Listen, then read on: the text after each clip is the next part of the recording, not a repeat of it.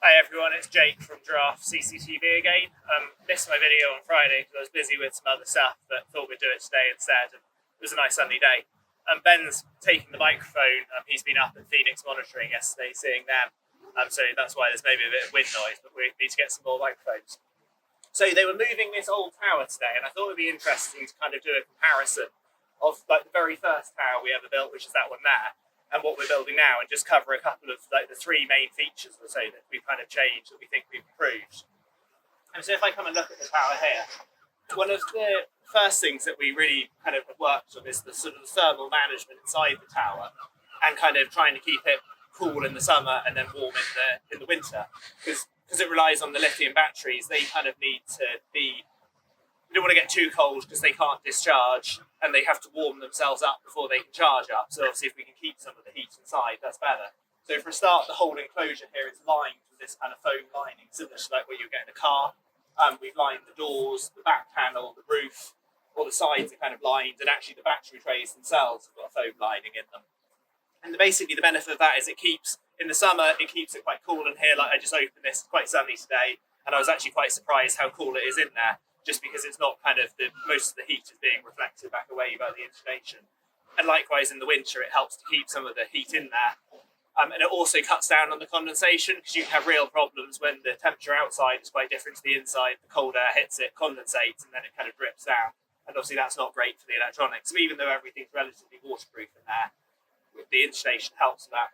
And we also, down the bottom here, and in the top left corner there, we've actually got a fan that we can control. So if it is very hot, we can kind of circulate the air through. It doesn't normally have to run. It's normally only actually if the battery's quite discharged down and the solar charge is running at full pelt. And we'll kind of cover the solar charger in a second. The enclosure itself with the electronics also has a fan in it, but that's a very small fan, whereas it's quite an industrial fan. So yeah, so the first, one of the main changes was the insulation that we did. The second thing we changed was kind of some of the sort of metal finishing and that sort of thing. So this first tower over here, there were various bits that kind of started to rust and corrode. The whole tower is now galvanised, and anything that we can't galvanise, we zinc plate.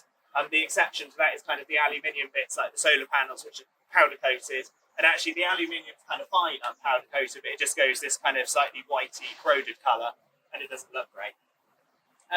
We also had lots of problems with the previous tower of the door seals falling off. They were kind of glued on, and that didn't work great. Even again, because everything's waterproof inside, you don't need a door seal, but it's much nicer to keep them to the seal, and it helps to keep it warm in the winter. So now the door seal's kind of similar to what you get in the car, and it kind of clips onto the edge, and there's no chance of it falling off, and it seals up really nicely. We also had lots of problems with the door sensors on the original towers. They were kind of a mechanical sort of switch, and you had to constantly adjust them, and they got bent, and they were just a bit rubbish. So we've now changed to a sort of a proximity sensor, which basically senses when the metal's close to it, doesn't require any adjustment at all, and they're just way more reliable. So that little tiny thing in the corner. But it's useful to have those door sensors, because if someone's tampered with the tower, you'd immediately get an alarm, and even if an engine has been on site, you just know if they've forgotten to shut the door. And obviously you've got lots of expensive batteries and stuff inside it. The third change we made is really around all the electrical side of things.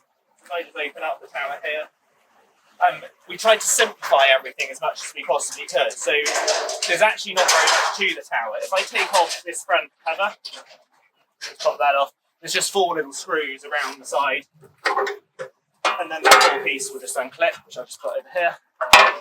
So inside you can see there's really not very much at all. If you actually want to take this whole panel out, you've literally got 4 little hand screws here, and that whole panel will come out. And then you've got the solar charger, you've got the battery monitor for the batteries, you've got 4 main fuses, we've got the sort of charger input, the battery connection, the solar connection, the cable that goes up the mast, and the cable that does the harness inside.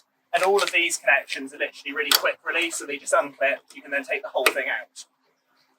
All the fuses on it, they're not really designed to ever blow, they're only for if something goes catastrophically wrong, which would normally be if kind of a cable rubbed against a piece of metal, but because everything is sheathed in the conduit, that should be a very rare occurrence. And then inside the box here, we have the main kind of edge controller PCB, which is running the tower, and then we have the Peplink router, and obviously the antenna cable coming in there. Again, there's not very much in here, it's fairly simple. And this is the other fan I was talking about up here that just circulates the air in there, keeps kind of the hard drive and everything like that all nice and cool. The whole idea is that if anything ever goes wrong with this, you don't start repairing it on site. You simply swap the whole thing over, which is a much more practical way of doing it. The final change we made was the kind of this little holder down here for the doors, for the handle. So you've got this handle that does the mast, and it also does the kind of the legs behind me here.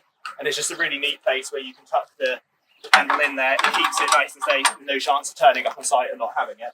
And finally, you have this WeHa Allen key, which can be used for lots of things. You can take the cover off, you can take the top off the tower, you can use it to remove various bits on the electrical panel here. So it lives with the tower and stays with it. Finally, for the mains power connection, obviously all the towers have a charger kind of built into them, and we supply them with 3 different cables, one with a 13 amp socket, one with a 230 volt blue kind of caravan style socket, and then a 110 volt one.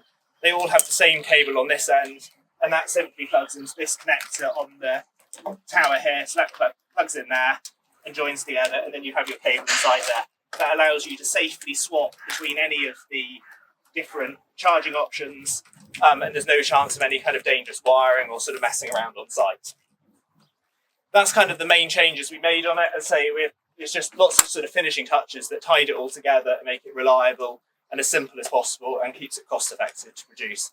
If you've got any questions at all, or you'd like to come and see the towers, and have a look around them, or you want one on demo, you want us to bring one up to site, please get in touch and we're more than happy to help.